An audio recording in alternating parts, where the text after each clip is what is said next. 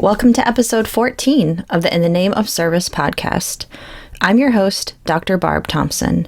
Here, we broadcast stories of everyday men and women who've answered a call to serve in hopes of inspiring and catalyzing the rest of us to follow suit in our own way. Today's interview is with Kelvin Gumbs. Kelvin is a native of San Juan, Puerto Rico, and was raised in Stillwater, Oklahoma, where I had the pleasure of meeting him and growing up with him. After graduating from high school, Kelvin entered enlisted naval service and was commissioned as a chief warrant officer 16 years later. During his time in the Navy, Kelvin has supported and led at various levels and served on board nuclear-powered aircraft carriers, an amphibious command ship, strike fighter and reconnaissance squadrons, the Pentagon, headquarters units across the Pacific Theater, National Capital Region, and a geographic combatant command in Europe. Kelvin retired from the Navy from Naval Education and Training Command as the Staff Executive Officer and Director of Administration, and now manages the online education military strategy for Purdue University. He is also a leadership, performance, and safety coach with CAVU International. Kelvin is married, and he's a proud father of 2 teenagers, and he's an avid runner. Kelvin starts our conversation by warning the rest of you that he's just a normal guy. No major heroics or death-defying feats to highlight here. You'll quickly understand, however, why I think his story is worth telling and his wisdom worth sharing.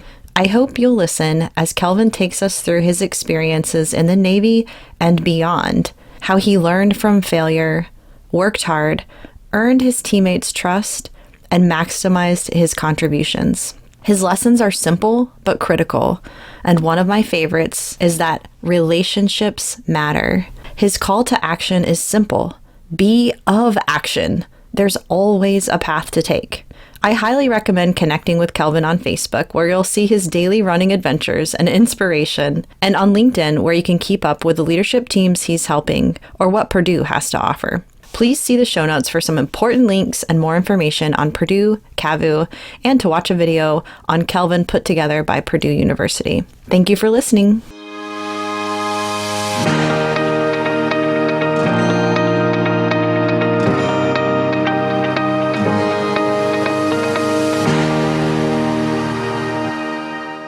Kelvin, welcome to the In the Name of Service podcast.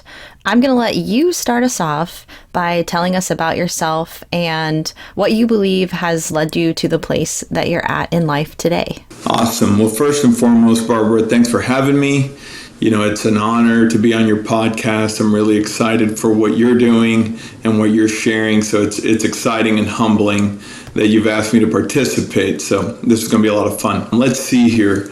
So before I get too far in answering your question, I definitely want to manage some expectations of the listeners, especially considering the amazing stories that you've shared on here. So, you know, my story, and I'm really actually proud of this. I think it's really the story of like a day in and a day out kind of person, right? You know, far less exciting military journey, but a journey nonetheless, right? Right. So I guess now that we got that out of the way, let's see here. You know, these days, I like saying, you know, that I'm a husband, I'm a dad, I'm a neighbor, and I'm a veteran. And you know, professionally, these days, I'm still trying to figure out the right sequencing of words to explain, you know, what I do. But I know this, that I'm blessed to be part of some really great organizations that I'm sure we'll talk about a little bit. And both of these organizations that I'm in today are really trusted and deeply committed to serving, which is aligned with kind of what I want this new chapter of my life to be. So that's the shortest way to answer that first question to get us warmed up. All right, that's you in a nutshell. I love it. Will you tell us more about what initially led you to serve in the Navy? As we grew up, there weren't a lot of folks from, you know, kind of your class or my class that went on directly to the military. And just for some situational awareness, you're very good friends, or you were very good friends with my brother and continue to be. So tell us more about that. What initially led me to serve in the Navy? You know, I did 22 years in the Navy, but simply put, like many people who enlist And at the time in Stillwater, there wasn't that many. Number one, I wanted to leave home, really plain and simple. I just wanted to get out of town and find some adventure in life, And the Navy was a good fit for that, right? I think it's the old saying was, join the Navy, see the world, or the old slogan of, accelerate your life, right?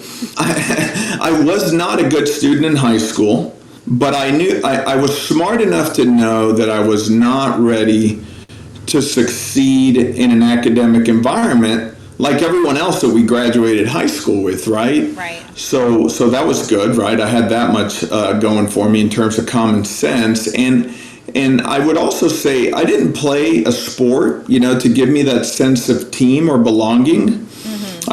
I was part of a great group of people, but I wasn't part of anything organized to really give me that sense of team and belonging. So it made sense to look at the military as an opportunity for me to kind of grow. And just backing that up a little bit, halfway through my senior year or so, I signed with the Navy through, the delayed entry program, which essentially is you committing yourself saying, hey, when I turn 18 or graduate, I'm out of here kind of thing, right? Yeah. So I remember halfway through my senior year going through the delayed entry program, or DEP as they call it, with a boot camp or basic training start date that started in the late summer of 2000. So that was August 15th of 2000. I left from Stillwater, Oklahoma City to Great Lakes. I remember my twin brother Michael dropped me off at the Cowboy Plaza. You remember the Cowboy Plaza? Yes. And that's where all the little recruiting offices were. And it was such an emotional day. My dad was not happy that I joined. Yeah. My brother, my older brother, and my older sister were very concerned. We had lost our mom before we came to Oklahoma, so there was, our family was tight, so the fact that one of us was flying the coop was scary. And Michael dropped me off it was terrible. Michael dropped me off at Cowboy Plaza. Now, he'll tell you he was crying. He was very emotional. We're best of friends. We're identical twins. So anyway, off I went. But I guess I would also add that at that young age, I did have a small call or inkling to serve. There was a part of me that was fully aware of what I was trying to do. Yeah. And I knew that I had a sense that this would be very impactful for me, right? Leaving home, joining the military. So in my mind, joining and serving just made good sense. So that's kind of how that started in terms of military service. And I know it's going to be hard, this next question, because 22 years is a long time, but this next question is going to be a bit difficult because 22 years is a really long time. But as you reflect back on your military service, is there something that stands out, a situation or a role that you had that now stands out as being most meaningful to you? Sure. And you're right. 22 years, a lot of experiences. And, 22 years, to some, it's relatively short, right? Especially when you can serve up to 30, 32, 34 years. But, in 22 years, there was no shortage. There's so many meaningful experiences that anyone experiences in service, So I had the good fortune of having a lot. But let me highlight a few that, for me, immediately come to mind. Some of your listeners will catch on to this, but, I had the distinct honor of making E1 twice. While that's always correlates with some failure, I learned a lot from that experience of being a bit of a knucklehead. I still had a little too much Stillwater in me, And for me, that was really meaningful because I got in trouble, flat out. And in the military, things come with a little bit more higher consequence, right? So that was my first lesson in understanding in a major way that there are standards to uphold and that to serve and serve in the military is something that you have to take really seriously, right? Right. And so a deviation from that, acceptable standard came with the consequence, right? And life is about choices. We make choices, and in turn, we make deposits, right? And those deposits are either in the goods or others basket, right? So that was really interesting for me because it came with kind of a career pivoting moment, right? When I went to non-judicial punishment, I had this sweet set of orders. I was supposed to be going to Naples, Italy. Oh, and nice. Right, I was so excited. And I remember getting in trouble, and it was kind of a pretty serious thing. The article was pretty serious. And I'll never forget being there in front of the captain and the chief's mess, the senior non-commissioned officer body of folks that was in the room. And one of the punishments was that my orders to Italy were taken from me. Oh, wow. And they said, you're going to the frickin' fleet, and they used another word, right? They said, you're going to the fleet, and there you're either going to make it or you're not. And I got to tell you, that was so meaningful for me because, one, it was disappointment to a degree that I still, think about that, like, wow, I could have gone to Italy right out the gate. But I ended up going to the fleet, and I reported to my first aircraft carrier, and I wouldn't change a thing because that's where I really learned the meaning of teamwork. That's where I filled the void of not being part of an official kind of team.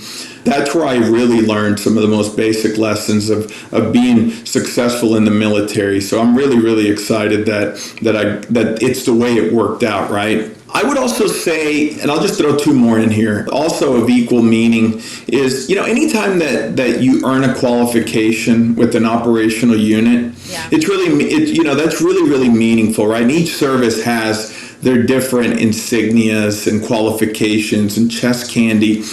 But, anytime that you're able to earn a qualification, it's really meaningful because it's got a direct correlation to a commitment that I made along with teammates to earning something that was meaningful. But those qualifications, they also come with the level of trust that's placed on a service member, and that was really meaningful as you're coming up the ranks, right? You earn a qualification. By virtue of having that qualification, you're given more responsibility. There's more inherent trust. And trust is important in the profession of arms, right? And through trust, then you can make more contributions. And I guess the last one I'll add, because I talk a lot, is meaningful, right? It's what we all kind of in the military strive to do, or undoubtedly are gonna have to do, and that's the opportunity to lead, right? So leadership is such a humbling experience to either be led well or to have the opportunity to lead well. So the opportunity to lead at various levels has always been such a humbling honor for me. So you lead a team and an element of a mission, right? That's a really grounding experience because it goes to mission success, and it goes to just getting things done and getting after it. In leadership, you get to make decisions based on information that's available, and you make decisions based on trust that you have given to others and through trust that you've earned, and all that helps inform decisions that contribute to the mission.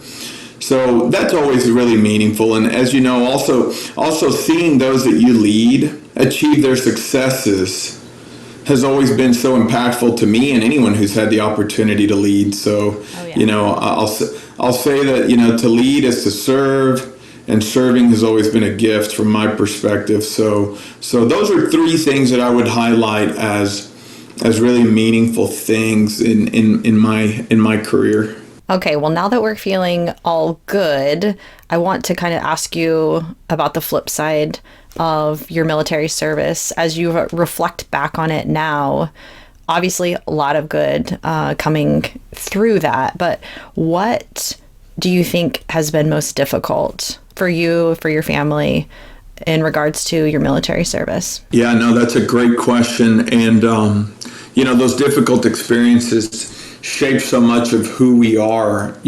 I think that's a question with 1,000 answers, Barbara, to be honest with you. But I'll take a different approach to answering this question, because I think this is a really unique opportunity to highlight, the resiliency of the military family, right? and military children. April is the month of the military child. So I think it's a great question because it's an opportunity to talk about something that perhaps some wouldn't answer the question with this, but it may sound silly, but moving was always hard, right? Yeah, right. And in the Navy, you get people that move a lot, or you get people that are really fortunate and can stay in the Hampton Roads area or in San Diego or in some fleet concentration for a long time in their career. And that's not bad. It's just the way that the cards are dealt, right? But moving was hard, and I moved a lot. So, it's exciting because, when you move, you get to serve in new roles, right? Yeah. You experience new locations with new teammates, but moving takes a toll on all involved, right? And so especially with the family, right? And for my family, for Team Gumbs, if you will, we always enjoyed the new adventure that came with a new location. Mm-hmm. But with that opportunity for a new adventure, it came uprooting, leaving friends, leaving the comforts of schools, leaving places that you grew to love, and that's really hard, right? It's so hard. So moving, it's a multi-layered issue because you're trying to establish some level of comfort in your new geographical location for you and your family, but you're also trying to learn a new unit, the culture of the unit, the people, the mission, also while establishing yourself as a leader or a teammate in a new role, right? So I had 11 duty stations in 22 years, right? Wow. So do the math on that one, right? Oh my gosh. That's a lot of moves, right? And of those 11 moves, I had a family for 10 of those. Mm-hmm. So that's a lot of moving and uprooting, but that difficulty, and I think Mandy would agree, it built resiliency and toughness as a family. Right. It made us closer. It allowed us to reach back to our many experiences to make good decisions as a family. But also, our experiences also helped to serve by helping others along the way. There's a lot of young military families that are moving for the first time everywhere you go. Right. So our experiences allowed Mandy and I to be not just mission-oriented leaders in our community, but also being able to serve young military families and give advice about what to expect during a move and so on and so forth. So that was interesting, right? So I definitely want to highlight that as a difficult aspect of military service. Military families move around daily. Yeah. But the good thing about military families that move around, and I know that you will agree with this because you've done it, but every time a military family arrives in a community, they make a community better for the most part. Yeah. Because of our experiences, right? So I wanted to highlight that. I'll share just a few other things, and this one's obviously more obvious. Deploying is hard. Right. You're no stranger to deployments. You're no stranger to the effects that deployments can have on people. Some deployments are undoubtedly going to be more arduous than others. But a deployment's a deployment. So for me, I've been assigned to 3 different aircraft carriers, actually on an aircraft carrier 3 different times. I'm a glutton for punishment, so I did the same.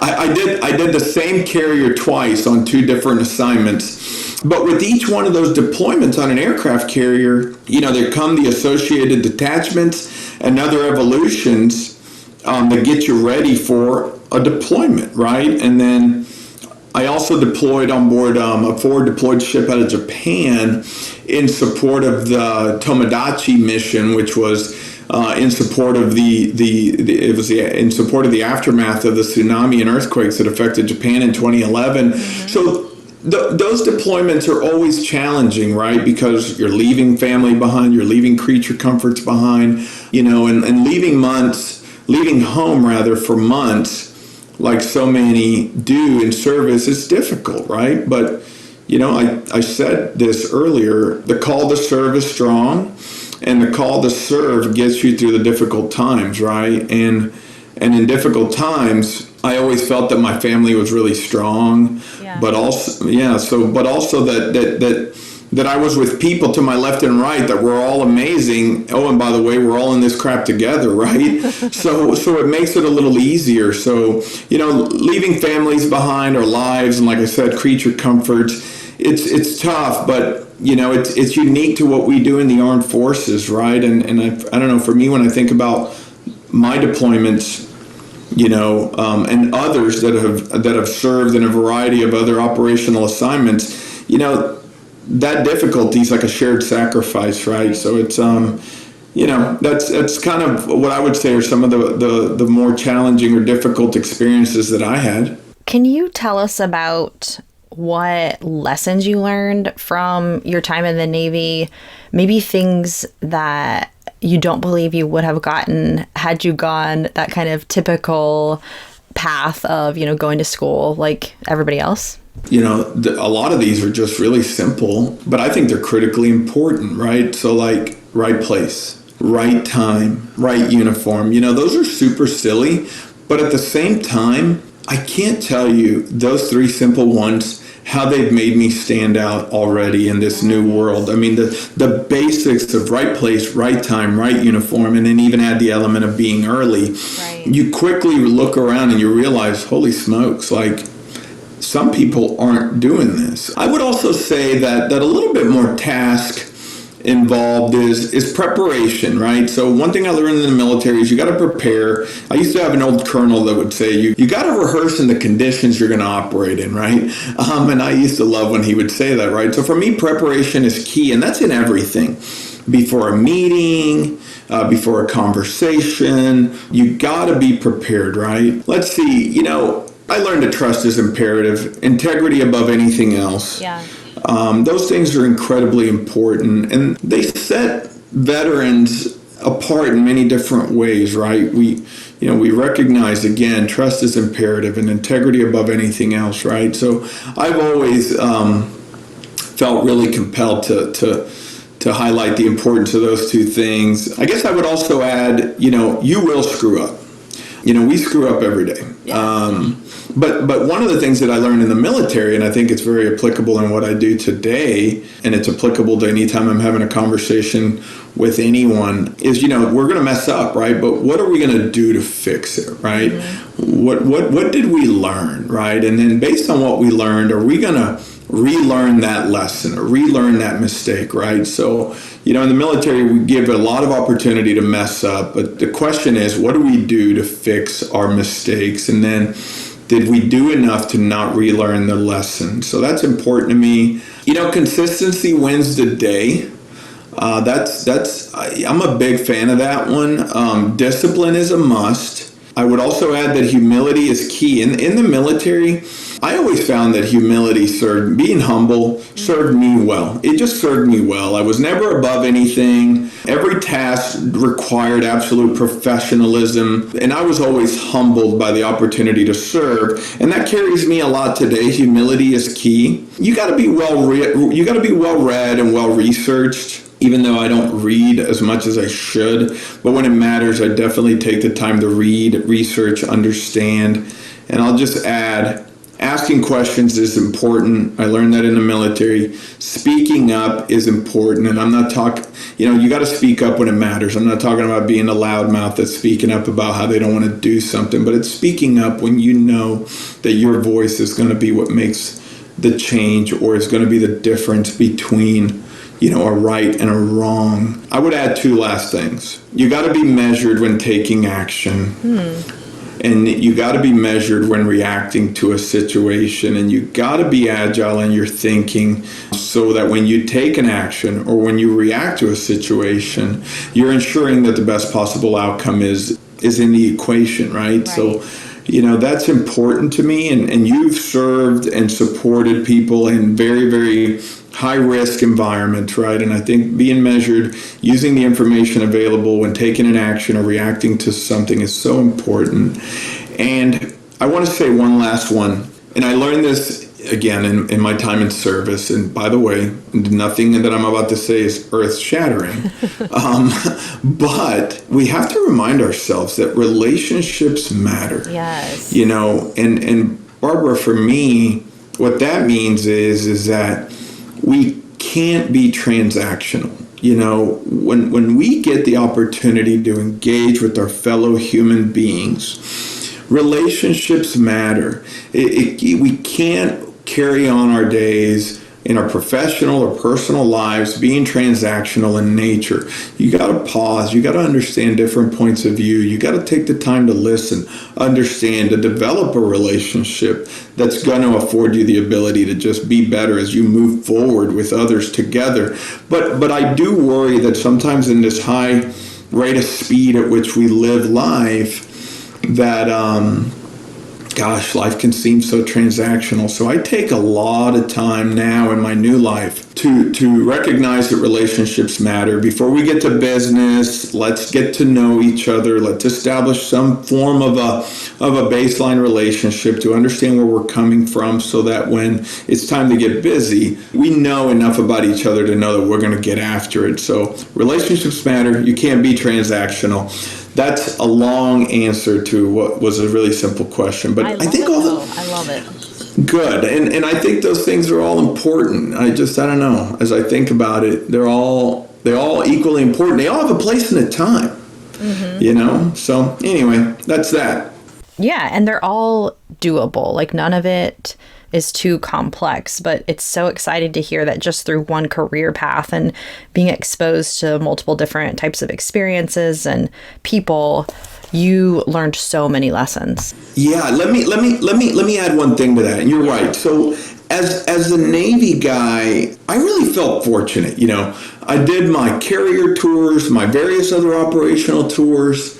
I spent a lot of time in the National Capital Region, Pentagon. I got to spend some time in Germany, Hawaii, and various headquarters. But in a lot of those situations, I served with a lot of different people from different services and different agencies. And what that does is it really helps to shape how you see the world. Right. And you take so many wonderful things. I'll tell you, a few months ago, I was outside of Fort Bragg, and I got to reconnect with a great friend of mine. He's a former brigade commander, Army brigade commander, one of the greatest guys on earth. I mean, just a true hero, the most humble guy you ever met. And so when I think about guys like him and others that I've gotten to serve with across services and agencies and locations, when I start thinking about a lot of the things that shape me, it's largely based on the people that I've had the honor of serving with, for, and leading. It's fascinating. All right. Onward. That needed to be said. It's so true. It's so true. So you recently retired, Kelvin, from 22 years of service in the Navy. And speaking of most difficult circumstances or periods of time, I mean, typically what I'm seeing with especially high performers is that transition out from the military to the civilian world is really difficult. They might say, like, I loved everything about my service and I had no idea kind of what I was getting into getting out. So can you tell us about your experience so far? Yeah, no, great question. There's a lot to say here. Let me see if I can stay on task. And some of what I'm about to, I guess, say has already been stated, but I'll start by saying it's been a journey. I haven't been retired that long, and it has been a journey. And it hasn't been easy, right? So I think to answer this, you got to reflect a little bit on the past. And so I did enjoy some relative success in the Navy, right? I got to experience a lot. I got to make a variety of ranks that made me feel good, that allowed me to provide for my family, took me from a young enlisted to being able to serve as a naval officer with some of the most amazing people in some of the most high-performing teams known to mankind, right? So, and again, across services. So I feel blessed that I served and that I served with great people in great places, in great missions. So when you think about all that, and then you think about leaving it behind, It gets really, really dicey. But here we go. So December of 21, and this will take just, I'm going to have to thread this needle a little bit, a couple different ways, but December of 21, I graduated. I finally graduated college. Awesome. What I knew that I couldn't do out of high school, it took me an entire military career to do it. But I graduated from Purdue University, which is, an amazing school with an incredible mission, which also employs me today.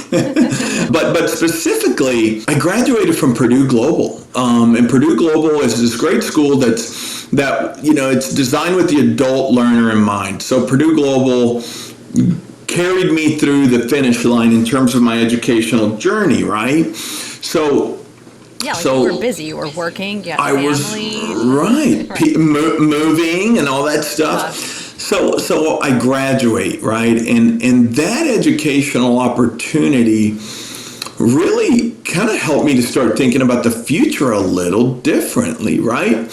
I had this great education from a really well-known university, and now I have that coupled with my military service, bunch of leadership and stuff, so it gets me thinking about life a little different. Now, I got to back up now. So let me back it up. It's now September of 2020.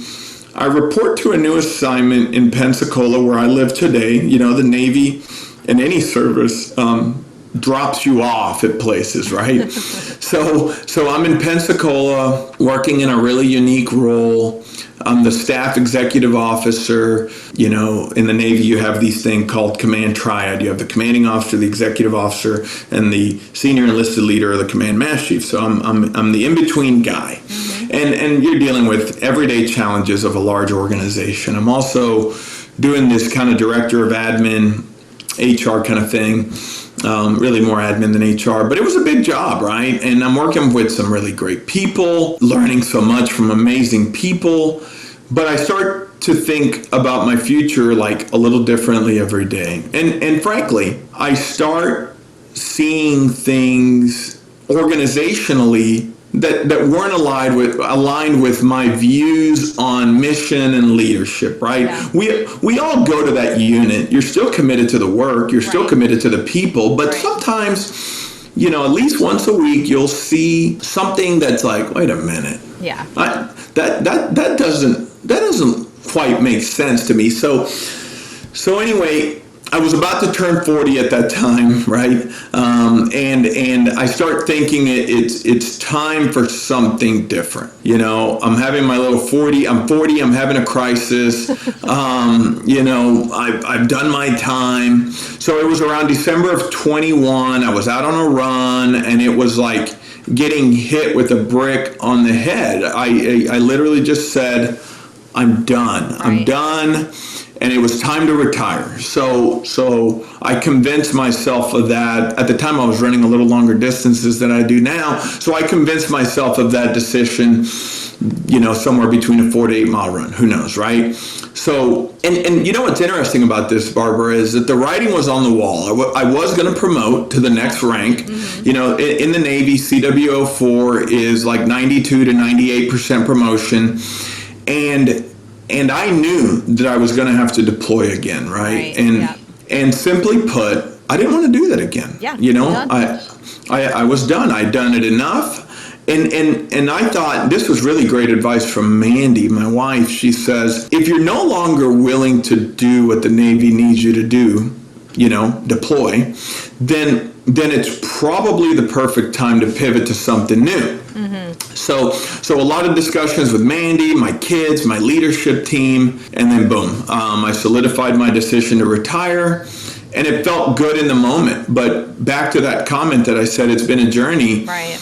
It was stressful, Barbara. It was really, really stressful. I, like many service members, I had moments of doubt. I was like, this is the dumbest thing I'm doing. I'm leaving the warm comfort of I'm leaving the warm comfort of Uncle Sam's blanket, right? You start having regret. You start dealing with things like imposter syndrome. Am I really able to do anything that anything else? I personally started dealing with what I learned to better understand as a full-on case of depression, which was really, really scary. And I got to tell you, it was really amazing for me to be able to quickly leverage resources on base and mental health professionals that can help you navigate the feelings that one's having. So, and by the way, again, because you were. Well, go ahead. Yeah, I mean, just to be frank, like, you sound really good, right? And so people listening might think this guy's got it all together. He always has, and he figured it out all on his own. But no one really does it all on their own. Not at all. And let me tell you, one thing I learned about going and speaking with someone was, boy, I should have done this a lot more. Yeah. I should have done this at a number of other times in my journey. So dealing with that, depression, there was anxiety, and the list goes on and on and on, right? So I joke about it, but, we're all institutionalized to a degree in the military, but it's so true. And then the stressors expand to our families too, right? They take on the stresses that we're feeling. I'm having feelings about how am I going to earn from my family. Right. You become consumed with searching the end of the internet and LinkedIn for opportunities. I joke that during my last year on active duty, I blew into a paper bag for a year straight. I mean, just freaking out, rattled with anxiety. Yes. Yeah, but the reality was that it was all okay. Right. I mean, it all is okay. You have tools. You have resources that we can leverage, and I use my resources, Barbara, and I'll tell you, this is a shameless plug for TAP, the VA, the Department of Labor, your local veteran service offices. These are all organizations, the USO, these are all organizations with resources deeply committed to ensuring that the sons and daughters of the nation get spit out on the other end with all the tools that they need to succeed. And the other thing I'll say is that my network, right? I leveraged a great network to help me they help you navigate the decision, my organizational leadership, learning from others on LinkedIn, drawing inspiration from people like you, and then the love of family and friends, right? So, and I can't, none of us are alone, and we're all dealing with different stressors, and we can deal with things. Everyone deals with things differently, but recognizing that you have the family, the friends, the resources, and Barbara, this. I'm part of a great group of friends, these amazing men that we support each other. We support each other to be the best version of ourselves, and that's great, and it helps, right? And also other service members, right? Oh, by the way, newsflash, you're not the only person that's separating or retiring, right? So there's all these other people that have pivoted and that are now veterans, and they have shared experiences. So it wasn't easy, but in the end, I'm so blessed for how it worked out. I joke around. I'm busier, frankly, than I should be, I work for my alma mater, and that's a really, really incredible opportunity. We have such an incredible mission at Purdue University, and then I work for another great company called Cavu International. So I have found this great purpose shortly after my career because I researched organizations and I pursued opportunities that were aligned with who I am. So long answer to another simple question. I'm so sorry. Right. And sometimes that alignment, you don't know exactly like what words to say that are, say, like your core values or what's the most important to you. But it's super helpful just to talk through those things and to do the extra thought work that it takes to know what would be in alignment for you. And as you move across, I do believe that you will find that if you continue to look for it. But I want to switch gears a little bit. You do some posting, obviously on LinkedIn with all the teams that you're helping, with what Purdue has going on, but also on Facebook, your personal account, you post a lot of honestly just inspirational posts of you doing your daily stuff, going for a run, even when you're traveling, getting up, getting it done and checking it off. And it's obvious that no matter who you're with, no matter what the context is, you are a positive influence, period. And I just want to know where you think that comes from. Yeah, I appreciate you highlighting that. I'm like anybody else. I struggle to be motivated and all that. But I think the only way for me to answer that question is I draw positivity from people. I think surrounding yourself with really good people allows you to be a very positive person. But I also draw positivity from my past experiences, recognizing that there's a lot of challenging times there's challenging times in our past, there's challenging times ahead, and I think you get a choice, right? And the choice is this: how am I going to approach this? And it's by being positive. So I would say I draw my positivity from people, I draw my positivity from past experiences, where I've been, and with a great deal of optimism for where I'm going, right? Yeah. So I'll say that. I'll also say that with the people piece, goes back to the point I made earlier, relationships are important. Draw positivity from relationships. My family, of course. I have to stay positive for my family. I'm an example to my family, but it also influences how my children will grow up and how they will behave in the world as optimistic, positive people. So I hope, knock on wood, right? I draw a lot of positivity from my wife, Mandy. She is also a veteran. She's tough as nails. She's a great, strong supporter, right?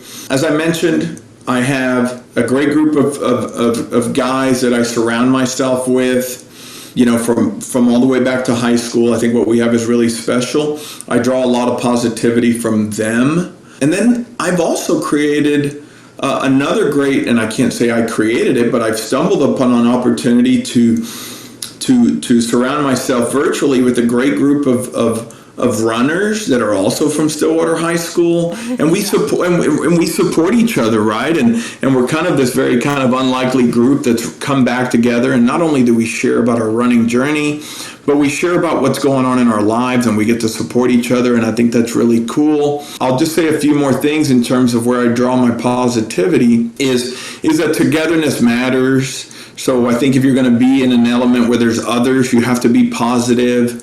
I think that's important. For me, I think a little positivity goes a long way, and back to your comment about posting, it can be a little bit of a chore, for the record. It really can, but what I'm realizing is you never know who's reading, you never know who's seeing a post, and so the ability to share, I've come to learn that it's helped some people out. Sometimes I'll get a message in my inbox and be like, man, Kelvin, hey, thanks for posting about this thing today. It's really helped me to do one thing or another, right? So I don't know. I think I also share positivity because it's also a means to hold myself accountable to myself also. You kind of now start getting it in your mind like, well, someone may wonder why I haven't shared something today, right? That's probably a little self-absorbed. I'm sure no one gives a crap, but it's also being positive and sharing positivity holds myself accountable. So with the running, I'm not a super athlete. I'm not an ultra marathoner. I don't want to be a super athlete, and I sure in the hell don't want to be an ultra marathoner. I'm just one day in, day out kind of guy communicating that very journey, right? I'm just a normal person that shares the struggles of many, Right. if that makes any sense. And my call to action is that my call to action is simple, is that we have to be of action, right? Yes, I love it. I don't know how else to put it. It's one step in front of the other, and I think Complex. It's not complicated. It's not rocket science. right, Yeah. right, and so I see a lot of people, and Barbara, a lot of people are very comfortable sharing in this day and age. A lot of people are very comfortable sharing a lot of things, to include to include the struggle. A lot of people are on the struggle bus, right? And I don't know, that kind of hurts me a little bit, because it's like, man, we all get a choice, and I understand we're all dealing with something, and our threshold for what breaks or makes us is very different, right? But again, we have to be of action, right? There's always a path to take, and I would just, I think for me, yeah, I like that, and that just kind of came out. My call to action is that we got to be of action, and I don't know, that feels right to say, and I hope that resonates with your listeners. Sure we have to. Yeah, and well, sitting in my seat, I've just honestly just enjoyed watching it develop over time, and I think your posts just bring a smile to my face. They're that simple reminder to just check it off, check the box. Like, you're still alive, you're still breathing, get up and just get going, get moving, do something. But I'm sure that even say when you made that first post, you did not know, you had no idea that it would lead to reconnecting with all these people from your past and developing really rich relationships and even motivating other people. Because like you said, you didn't even know, they were watching. Yeah, you're right. And it's been a great journey, and it's cool. Let's say there's someone listening to you today and they've also felt that itch or that urge that you did as a young man, as you continue to feel now, and maybe even feel exponentially now, to serve, but they don't really know where or how to get started. What would your advice be for them? Yeah, no, that's a really good question. But let me just say one other thing real quick. Back to that last thing we were talking about, because I think it's and it goes even further back into our conversation, and this has been so much fun, consistency, right? But, as I just want to just say one other thing about it, right? For people that are trying to get started in doing anything, be it exercise or, I don't know, some hobby, you got to be right. And being consistent in whatever it is you're doing is really, really important. And the counter to that is that complacency, and it's getting complacent is just not good. So I really want to add to that whole piece earlier. Consistency is king. Complacency is not good. And I also say one other motivator, and I think I've written about this before, is I always remind myself that my 4 o'clock self or my end of day self won't be happy if I don't do what needs to be done early. And I think that applies to anything. So I wanted just to highlight that one more time. But okay, to your question regarding a call to serve, how to get started. Yeah, it's an interesting question. And service comes in many different ways, right? Mm-hmm. When you listen to your podcast and the many guests that you've had on, gosh, service comes in so many different ways, and service can impact the world, the local community, or a small group of people in so many different ways, right? So I guess first I would say opportunities to serve are everywhere, and they're all around us, Yeah. So that's number one, right? They're out there, and you can try a bunch of stuff. Beyond having the call to serve, if you will, I'll use another word I used earlier, is that I think alignment to service is important. And I think through having some alignment to that service, that you will find more meaning in whatever we're called to serve in, right? Yeah. So that's one, so whether it's military service or local community, like volunteer service, I think you have to surround yourself with good people and people who want to serve, like-minded folks, and trying new things. You may not realize you're going to, Yeah, so you try something new. Try something new, and you may not realize that new thing you tried is exactly the thing you were looking for to add further positivity into your life, right? But also surrounding yourself with really good people. And I'll just share a quick story, like as it pertains to service. And I was really fortunate, right? Because in the military, you're always serving. You're in the military service, right?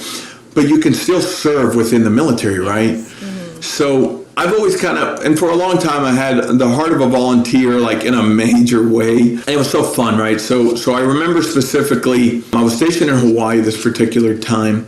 I had this, and we're still good friends today. But myself and this guy, back then, we were both E6s at the time. He's now a Master Chief. He's an E9. We loved serving the Honolulu community together, right? And we didn't really know that we would enjoy ourselves in the way we did, but Barbara, we were doing like meals on wheels, driving around, delivering meals on our lunch break, and like connecting with the community in that way, getting to meet people, understanding people's journeys. He and I also did Adopt a School, supporting these underprivileged schools in the area, which was really meaningful to be able to show up at a school with a team of service members, further serving in their community.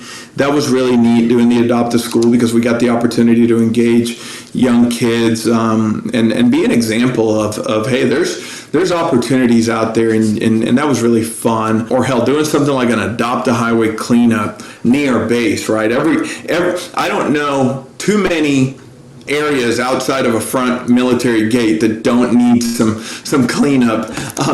So yeah, right. So that was always fun. So I guess I would say look for an opportunity to make your community better, right? I think that's a great way to get started in serving. It's a great way to connect with people. But again, so like for me, it was about alignment to the service. Yeah. And doing it, and again, doing it with people that would make it more meaningful of experience. And so, I don't know, it can be a lot of fun to serve. I think it's one great way to fulfill one's life in a very, very positive way. So find alignment, do it with people you enjoy, try something new, and make stuff better. So I think that's what I would say to that. Oh, and by the way, for anyone who's got the ultimate calling to serve in the military, find a service that speaks to you. There's not one bad branch out there. Mm-hmm. Be objective in your research and align yourself with one of the services that you feel will speak to your call and sense of adventure. And I feel blessed that I was able to serve in uniform and serve with so many amazing people. So yeah, no, service is good, and I think that's a good way to finish that answer to that question. Yeah, well, I think that's perfect, and I think also that probably wraps up our conversation for today. But I'm just so grateful that you have a servant's heart, that you also had the courage and the willingness to come on here and tell us more about your story. I think it just helps people not feel alone in some of the experiences that they've had, and maybe even some of the goals that they have. So, and maybe they won't share in some of our mistakes either.